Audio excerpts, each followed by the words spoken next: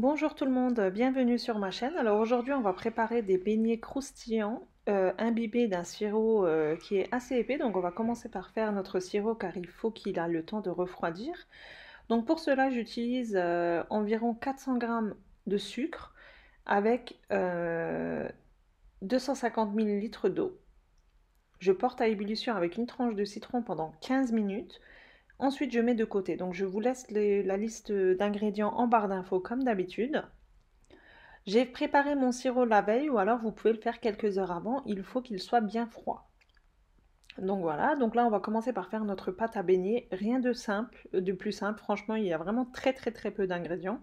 Donc une cuillère à soupe de sucre, une pincée de sel, une cuillère à café de levure sèche, déshydratée. Donc si vous avez de la levure fraîche, ben, je vous conseille d'utiliser à peine la moitié.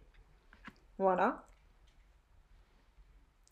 Donc là, c'est des mesures avec les verres. Donc j'ai utilisé des verres de 200 millilitres. J'ai 3 verres de farine. Donc ça fait à peu près 500-600 grammes de farine. Un peu moins de 600 grammes. Donc je viens battre le tout avec le mixeur. Comme vous le voyez, si vous le souhaitez, vous pouvez très bien le faire à la main. Mais comme c'est une consistance un petit peu épaisse, donc vous aurez un petit peu du mal. Et là, comme vous voyez, c'était très épais. Donc j'ai rajouté un fond d'eau, donc environ 2 cuillères à soupe d'eau. Vraiment pas plus. Il ne faut pas obtenir une texture comme une pâte à crêpes ou quoi. Il faut quand même avoir une texture qui est légèrement consistante, épaisse. Moi, j'ai préparé un sirop, mais si vous le souhaitez, vous pouvez très bien les manger nature, saupoudrés de sucre. C'est très bon aussi. Donc là, moi, j'ai voulu rester sur la recette originale. Donc ça s'appelle des lokma en Turquie. Surtout dans les rues, dans les cuisines de rue, vous en trouvez facilement. C'est très réputé, donc pour les gens qui sont partis en Turquie, je suppose que vous avez déjà vu et goûté certainement ce dessert. Voilà la texture de la pâte, donc c'est une pâte qui est très élastique mais qui colle quand même. Voilà. Donc là, on va la couvrir et on va la laisser lever tranquillement pendant environ 30 à 40 minutes. Donc la pièce doit être quand même assez chaude pour qu'elle puisse lever tranquillement rapidement. Voilà, donc elle a bien levé comme vous le voyez. C'est une pâte qui est très élastique. Et comme vous voyez, il n'y a pas d'huile, il n'y a pas de beurre, il n'y a pas d'œuf, il n'y a pas de lait. Et malgré ça, on va obtenir des beignets tout croustillants, super simples à faire. Vraiment plus simple que ça, avec très peu d'ingrédients. Franchement, c'est rare d'avoir une recette parfaite dans tous les sens comme ça. Voilà, donc j'espère que elle sera appréciée par vous aussi, c'est le but. Voilà, donc j'utilise une poche à douille jetable. Je mets ma poche à douille dans un grand récipient profond pour pouvoir verser ma pâte tranquillement. Donc moi je l'ai versée en une seule fois car ma poche à douille était assez grande. Mais si c'est les classiques petites, vous pouvez le faire en deux fois. Donc je verse ma pâte. Comme vous voyez, elle a quand même une texture épaisse, très élastique. Pendant ce temps, je fais chauffer mon huile de friture. Donc j'ai mis environ 1 litre d'huile de tournesol dans une casserole. Je laisse chauffer. Et vous allez voir, le mode de cuisson, il est hyper simple, hyper pratique. Comme j'ai dit, hein, franchement, plus simple que ça, c'est rare, hein. Voilà, donc là, à l'aide d'une maryse, je crois que ça s'appelle, j'avais déjà demandé dans l'une des vidéos, à l'aide d'une maryse, je viens pousser la pâte vers le fond. Donc je coupe l'extrémité de ma poche à douille et on vient pousser la pâte jusqu'au bout. Comme c'est une pâte qui est assez épaisse, c'est juste pour pas nous fatiguer à forcer avec la main pour la pousser vers le bout. C'est tout. Voilà, donc je viens tremper le bout de mon ciseau dans l'huile chaude. C'est très important pour pas que la pâte elle colle sur le ciseau. Donc c'est un ciseau que j'utilise seulement en cuisine, donc n'ayez aucune crainte, il n'a pas d'autre fonction d'utilité. Voilà. Donc je viens tremper mon ciseau et je coupe des petites boules. Donc veillez à bien couper des petites boules car comme vous voyez, dès qu'elle plonge dans l'huile, elle gonfle tout de suite vu qu'il y a de la levure à l'intérieur. Donc ne vous dites pas ah, mais ça va être trop petit, etc. Ben non, au contraire, ça va gonfler. Donc veillez à bien couper des petites boules avec le ciseau.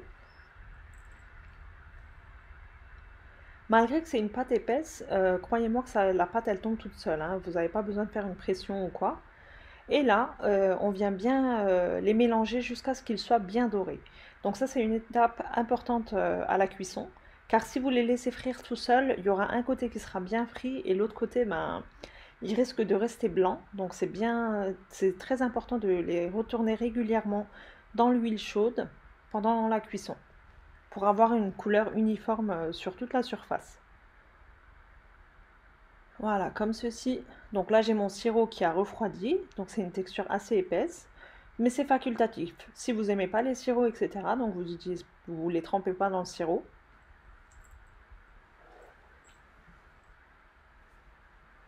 Voilà.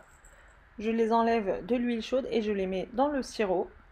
Je les retourne vite fait, rapidement, donc je les laisse pas tremper ou quoi dans le sirop.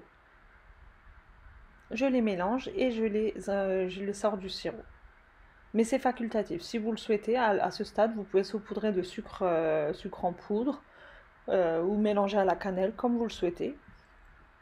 C'est vraiment des mini beignets à faire selon vos goûts, vos envies. D'ailleurs, je vais vous montrer en fin de vidéo que moi j'ai fait en deux sortes. Donc il y a une partie où j'ai mis de la sauce au chocolat avec du spéculoos. Les enfants adorent manger ces beignets-là avec du Nutella dessus. Voilà, je continue avec le reste de ma pâte. Donc vous obtenez une bonne quantité de beignets. Donc si vous souhaitez, vous pouvez diminuer la recette en deux. Si vous pensez que ça serait trop pour vous. Comme on coupe des petites boules, ben, on obtient une bonne quantité après la cuisson. D'ailleurs, si vous êtes toujours là à regarder mes vidéos sans accélérer, j'aimerais bien savoir en commentaire de quelle ville ou de quel pays vous me regardez. Donc j'aime faire des petits sondages comme ça par moment. Donc merci à toutes celles qui me répondront.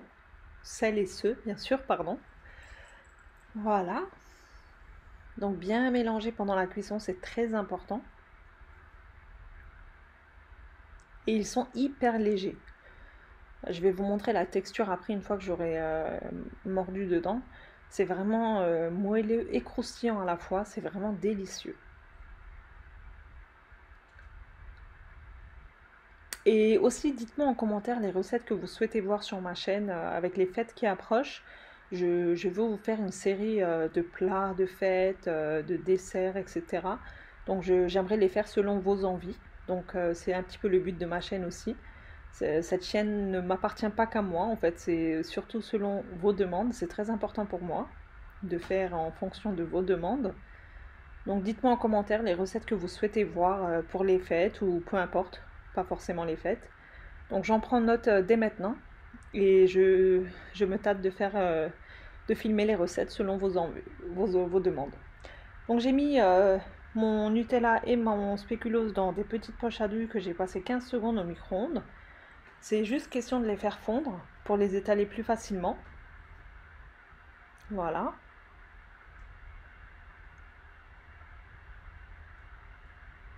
Et on vient les disposer. Donc j'ai obtenu toute la quantité là. Hein. Donc comme je vous ai dit, si vous pensez que c'est beaucoup, vous pouvez très bien faire la moitié. Et la déco, c'est vraiment selon vous, comme vous aimez. Donc là, moi, une partie, j'ai mis des pistaches concassées. Et sur l'autre, j'ai mis du Nutella et du spéculoos. Et par-dessus, j'ai mis des amandes effilées pour la déco et pour le petit côté croquant en plus. Voilà, donc j'espère que c'est une vidéo que vous auriez apprécié de regarder et j'espère surtout que vous la testerez aussi car je sais, je vous garantis que vous ne serez pas déçus. Donc ceux qui me connaissent et qui ont testé mes recettes savent que quand je dis ça, ben c'est pas pour rien.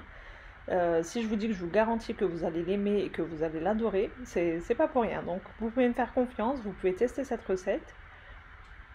Voilà. C'est vraiment un régal. Et surtout avec très peu d'ingrédients. Donc il n'y a pas d'œuf, il n'y a pas de beurre, il n'y a pas de lait. C'est vraiment des ingrédients qu'on a tous à portée de main. Même la levure, donc si vous n'avez pas de la levure fraîche, vous pouvez utiliser de la levure sèche comme je l'ai fait, donc sans problème. Voilà. Donc c'est tout pour moi pour aujourd'hui. J'espère sincèrement que ma vidéo vous aura plu. J'ai hâte d'avoir vos retours en commentaire. Et pour me soutenir, pour le développement de ma chaîne, si vous pouvez vous abonner à ma chaîne et me laisser un petit like, ça me fera toujours plaisir et je tiens à vous remercier d'avance. Et c'est tout pour moi pour aujourd'hui. Je vous dis à très bientôt pour une prochaine recette. Prenez soin de vous. Bye bye.